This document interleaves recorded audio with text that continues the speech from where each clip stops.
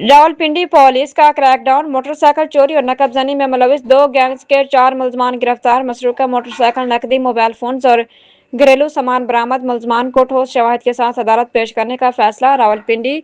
Khurram Rajput. Rawalpindi police ने motorcycle चोरी, नकबजनी और दीगर वारदातों में मुलविस जराइम पेशा अनासर के खिलाफ मौसर कार्रवाइयां करते हुए 2 मुख्तलिफ गैंग्स के 4 मुलजमान को गिरफ्तार कर लिया है और उनके कब्जे से लाखों रुपए मालियत का माल मसरूका सामान बरामद कर लिया गया है। पुलिस तर्जुमान के मुताबिक सदर वाह पुलिस ने कार्रवाई करते हुए चोरी और नकबजनी की वारदातों में मुलविस 2 रुकनी गैंग को गिरफ्तार किया।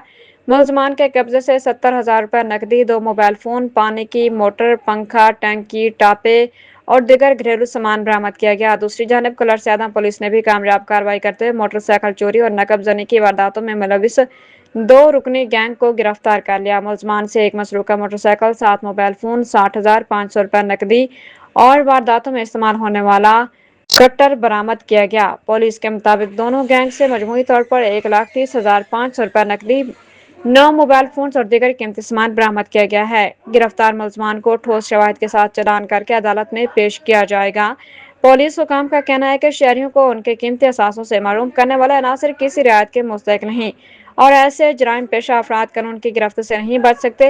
रावलपिंडी पुलिस ने शहरियों को यकीन दहानी करवाई है कि जराइम के खात्मे के लिए बिला इम्तियाज कार्रवाइयां जारी रहेंगी।